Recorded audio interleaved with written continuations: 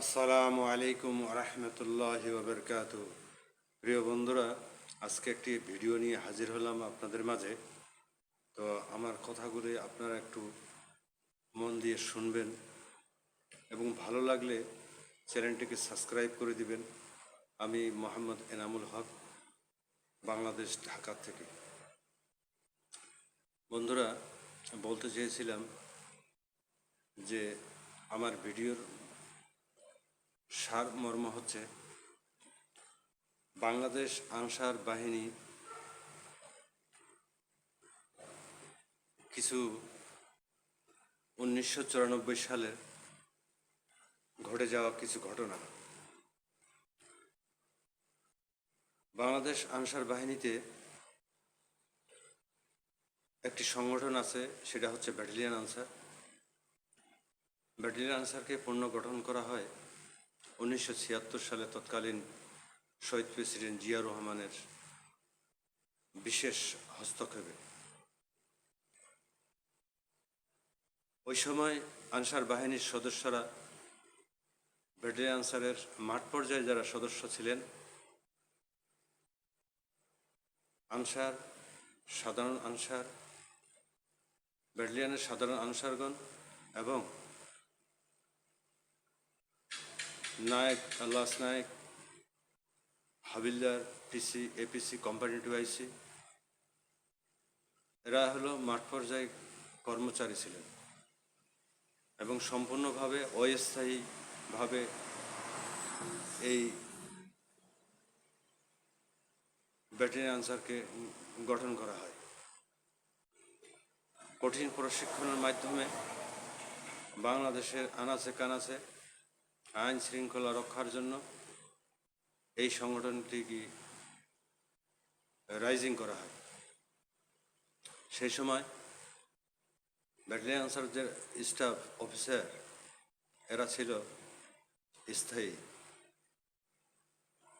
দিনের পর দিন যায় আসে, কিন্তু আমাদের ভাগ্যে কোনো পরিবর্তন আসেনি এবং কোনো সরকার এটাকে পরিবর্তনের জন্য কাজ হাতে নেয়নি। দিনের পর দিন আমরা নির্যাতিত হই, নির্মম বৈষম্যের শিকার হই। তৎকালীন বিএনপি সরকারের আমলে আমরা সবাই বাংলাদেশের 36টি আনসার ব্যাটালিয়ন বিভিন্ন জায়গায় ছিলেন। সব আনসাররা মিলে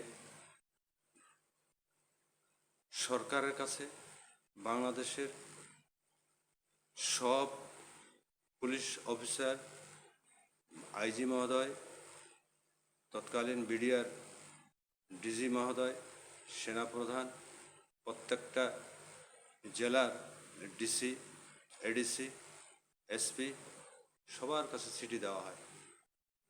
7 দফা একটি দাবি। সেই দাবিটা ছিল আমাদের ন্যায্য, ন্যায়সঙ্গত। এই পরিপ্রেক্ষিতে 1994 সালে এই দাবিটা সরকারের কাছে তুলে ধরা হয়। কিছু উচ্চবিলাসী আনসার অফিসাররা আনসারদের পর ঝাঁপিয়ে পড়ে এবং দরবার হলে মারধর করে এক আনসার সদস্যকে। এইটা ঘটনাকে নিয়ে সবাই দাবির দিকে ধাবিত হয়। এক পর্যায়ে এক দফা দাবি আদায়ের লক্ষ্যে সংগঠিত হয় সারা বাংলাদেশে। 3 দিন 4 দিন যাবৎ আন্দোলন চলে, কর্মবিরতি চলে। কোথাও কোনো অপ্রীতিকর ঘটনা ঘটেনি।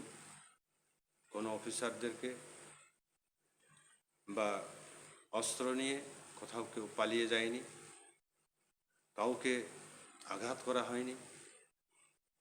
আমাদের দাবিকে রাষ্ট্রদ্রোহ হিসাবে সেই কালের আনসার অফিসাররা সরকারকে ভুল বুঝিয়েছিল। সেই সময় ক্ষমতায় ছিলেন বিএনপি সরকার। জননেত্রী খালেদা জিয়া, তিনি আমাদেরকে গ্রেপ্তারের হুকুম দেয় এবং আনসার একাডেমির মেন ফটকের সামনে তৎকালীন বিডিআর পুলিশ আমাদের উপর চড়াও হয়ে অনেক আনসাররা আমাদের প্রাণ দিয়েছে, রক্ত দিয়েছে। গ্রেপ্তার করা হলো 2494 জন আনসার সদস্য, নিরীহ মানুষদেরকে জেল হাজতে প্রেরণ করা হলো। একবার নয়, দুইবার নয়, 3বার তদন্ত হয়েছে। আমাদের প্রতি রাষ্ট্রদ্রোহ মামলা দিয়ে জেলে 8 মাস, 8.5 মাস পর্যন্ত রাখা হয়।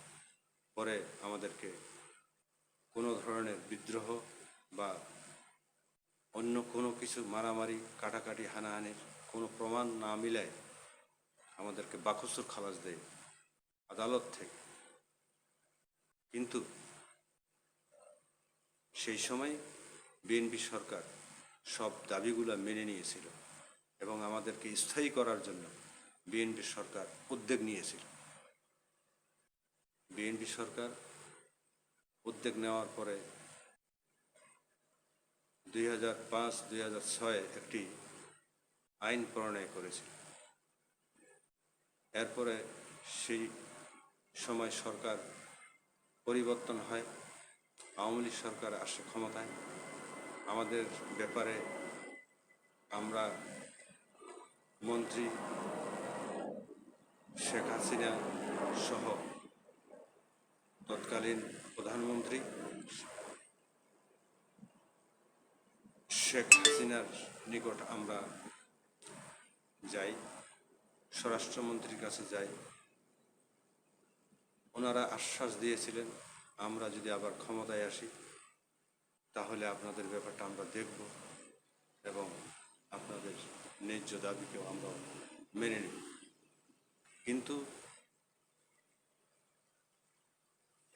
ওনারা শুধু ক্ষমতার পালাবদলে হয়েছে, ওনাদের আখের গুছিয়েছে ওনারা, কিন্তু আমাদেরকে বাইরে রেখে আনসারদের সমস্ত দাবি মেনে নিয়েছে এবং ব্যাটালিয়ন আনসারের A to Z, আমি আবার বলছি, ব্যাটালিয়ন আনসারের A to Z সবাকেই স্থায়ীকরণ করা হয়েছে। যদি আমাদের ন্যায্য দাবি না হতো, যদি আমাদের দাবিটা ন্যায়সঙ্গত না হতো, তাহলে বিএনপি সরকার, আওয়ামী লীগ সরকার সবাই ওনারা আমাদের দাবির প্রতি সমর্থন দিয়েছে এবং দাবিকেও মেনে নিয়েছে।